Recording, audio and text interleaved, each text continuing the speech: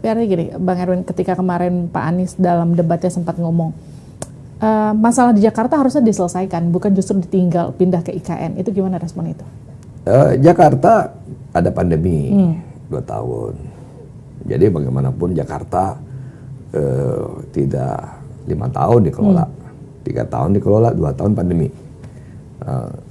Artinya 2 tahun itu kan tidak pembangunan. Yang ada bagaimana kita menyelesaikan kesehatan. Jakarta punya duit juga, karena ada proyek-proyek di Jakarta yang kalau nggak dibantu dari pusat itu bisa mangkrak. Jadi pada saat itu kita harus ya menaikkan defisit kita dari 3 ke 6 karena penerimaan negara kurang kan.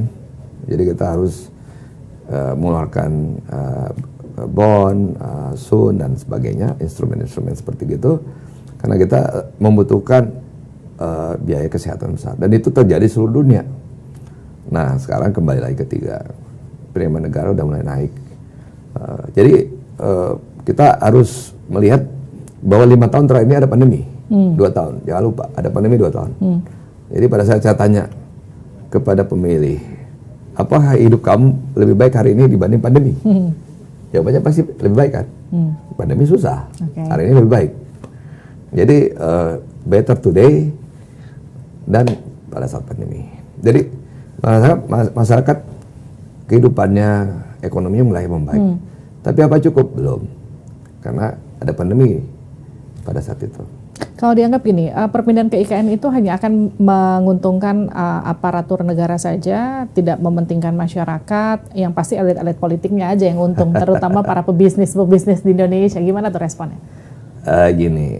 IKN itu kan kesepakatan antara pemerintah dan legislatif.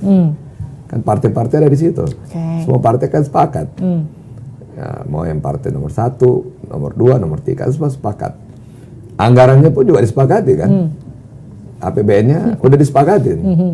Terus apanya yang mau dipertanyakan? Kalau itu adalah kesepakatan dan ada namanya undang-undang APBN. Nah, pembangunan IKN itu kan lama. Nanti 2045 baru kita bisa melihat hasil. Tapi kan ada progres. Nah, jumlah populasi juga yang ditargetkan juga 2 juta. Bukan 5 juta, bukan 10 juta. 2 juta. Sehingga ada target populasi yang akan tinggal di IKN itu. Kemudian ada 460 triliun nilai investasi yang akan ditanamkan di sana.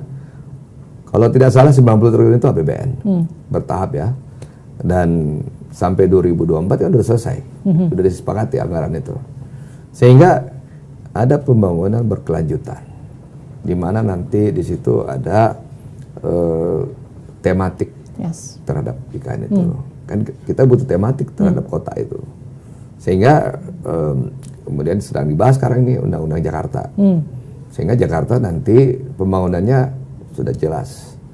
Nah, sekarang sedang dibahas lagi bagaimana menaikkan tarif parkir. Ya supaya mobil nggak banyak ke Jakarta. Orang pakai public transport. Nah, jadi istilah saya itu tax the super rich, give back to the poor. Karena ini paham daripada ekonomi Pancasila, ekonomi jalan ketiga. Kalau dibilang gini, katakanlah IKN dan juga food estate itu jadi kekuatan dalam kampanyenya Prabowo Gibran. Tapi yang jadi pertanyaan kan bagaimana meyakinkan seluruh elemen masyarakat, baik mereka itu yang melek informasi maupun yang nggak melek informasi bahwa program-program kampanyenya Prabowo Gibran, terutama jika nanti terpilih, itu menguntungkan mereka. Ya pasti kan, kita berbicara kesinambungan. Kita berbicara memperbaiki. Ada, kita sekarang tahu harga beras berapa, mahal kan, harga cabai mahal. Sehingga kita butuh lahan untuk membangun kawasan yang bisa full mechanized. Karena kan sekarang yang namanya pertanian sudah menggunakan artificial intelligence, sudah menggunakan teknologi dan sebagainya.